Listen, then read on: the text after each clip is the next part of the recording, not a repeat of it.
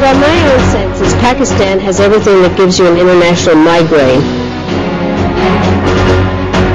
Pakistan is the international migraine. Madeleine Albright there. You will face the nation, and the question we are raising tonight, Mumbai terror attacks, is Pakistan living in denial? Carry on with your voting. We'll carry on with the discussion. Now, Pakistan's media and society, as we've been telling you, is by and large refusing to accept India's version of the Mumbai events. There seem to be very few voices that are sane within Pakistan's media, according to us, who are actually brave enough to show solidarity with India. Most are not. Bharat media ताल्लुकात के हवाले से गैर मुसाबिका खबरें नशर कर रहा है। तमाम मूड ये कह रहा था कि इसको कत्ल करवाने वाले पाकिस्तान नहीं है। इस पूरी की पूरी कार्रवाई का तो पाकिस्तान पर लगा दिया गया। भारतीय मीडिया की जानिब से पाकिस्तान पर बेबुनियाद इल्जामात का सिलसिला जारी है। ये कितना बड़ा क्राइसिस खड़ा हो गया है with in India. Pakistani news channels reporting the Mumbai siege. 26/11 was reported across the world, and Pakistani media saw this as another chapter in already tense relations with India. One word which is being used by the Pakistani media at this point is that one of tension, escalation. Now that's the big danger at this point. In fact, the editorial in the Frontier Post published from Peshawar faults the Indian leadership. One feels grieved and distressed for the victims of this evil mayhem. But that doesn't mean that this nation has to own up responsibility for this act of terrorism and be pilloried for no reason other than what this Indian leadership wants it to be so. This Dawn newspaper editorial focuses on the peace process in Kashmir.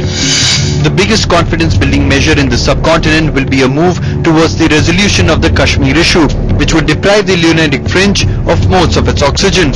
And goes on to endorse the joint terror mechanism. With Islamabad willing, there is no reason why India should not take advantage of the little-used joint anti-terror mechanism set up some time ago to help itself and Pakistan weed out dangerous non-state actors. But civil society in Pakistan is taking it with a pinch of salt.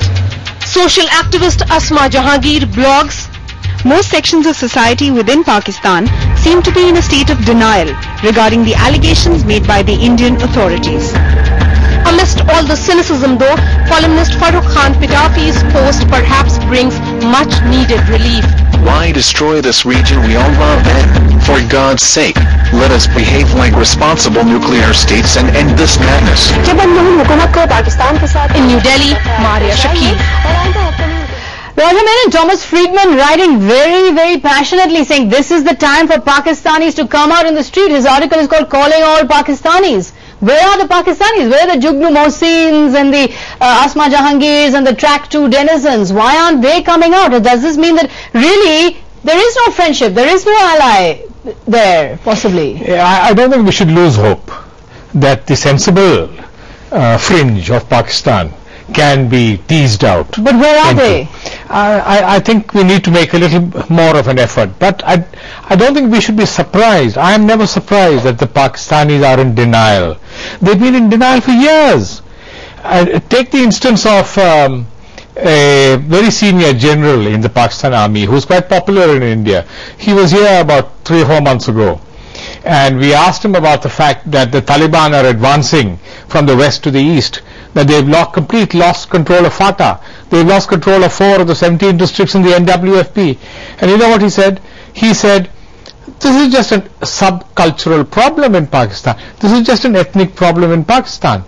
I look at the instance of Benazir Bhutto, who went to the US in 1990, and the US showed her photographs, satellite photographs of Pakistan's nuclear capability. And she said, we don't have any nuclear capability. And she was right. She was never told. So I can even believe that Zardari is not aware of the fact that what India is saying today, that it's not the non-state actors in Pakistan, it's the Pakistani state. It is the ISI which has trained these attackers. And the fact that Zardari says, no, it is not the Pakistani state, I might even be prepared to believe it, because Zardari doesn't know what the ISI is doing. He doesn't know what his wife as Prime Minister didn't know what the army was doing. She didn't. But he said that the ISI killed her. Yes. Benazir Bhutto said the ISI is making attempts on my life. Asif Zardari said the ISI killed her. But then when India says ISI, then they don't want to accept it. Yeah, but the Pakistanis have been in denial for for a considerably long time. They are in denial about the fact that they are going to lose half their country to the fundamentalists. I mean, and unless they accept that, there can be no liberal to liberal contact in India. I still wouldn't give up. You wouldn't give up. But let's put that to Dr. Weinbaum. Dr. Weinbaum, what is the future of Indo-Pak relations? What is the future of confidence-building measures? Is this the unmasking of the Pakistani elite? That when it comes to India, hello, we're not going to say anything that challenges our military ISI establishment. Well, I do think that the Pakistani elite recognizes that there has to be a long-term relationship with India. I don't think they're so foolish as to believe that it would be worthwhile going back into a state of high tension such as existed in 2002. But what we're seeing here, and I think all of your speakers have been alluding to, is the fact that when something like this happens, the national pride of Pakistan is badly damaged. And you get this kind of reaction for a state which is insecure.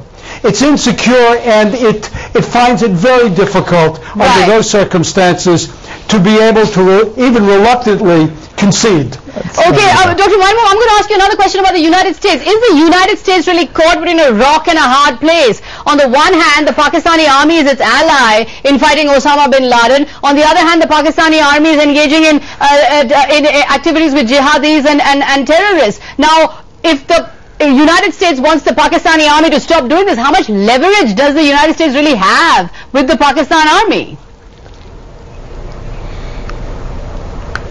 Well, it does have some leverage. The Pakistan army is dependent upon the United States for financing, for important equipment that it claims that it needs. So there is some leverage here. But in the end, the Pakistan army will take a position which it considers in the national security interest. And also, I might mention, in the institutional interests of the army itself.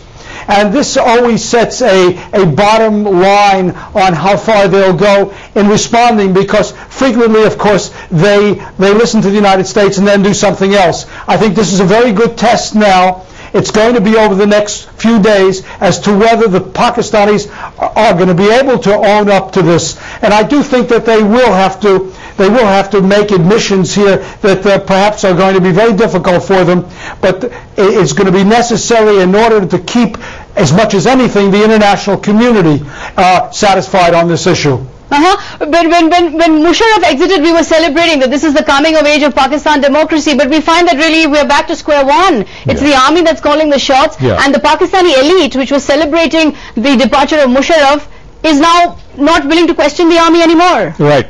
You know, one of the things that Mr. Weinbaum said, that the Pakistan army can be expected to take interest in the national interest of Pakistan. I would doubt that.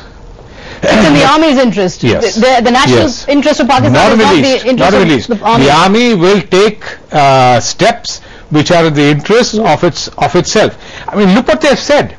Masood is probably the man who masterminded the killing of Benazir. Masood and Fazlullah are the masterminds who are driving the Taliban to the east, up to the Indus.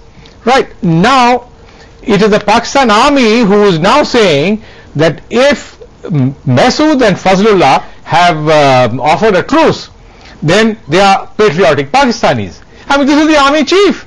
Is this in the interest of Pakistan or in the interest of Pakistan? Well, that is a very, very disturbing note, in fact, that we have to end this program on. This is the unmasking of the Pakistani elite, the unmasking of the Pakistan army, and if civil society, if democracy is going to take root in that country over there, they're going to have to own up to what is going on. Thanks very much to Ahmed Hassan, Lalit Mansingh, Marvin G. Weinbaum, Raja Menon. Thanks very much indeed for joining us. It's the final verdict.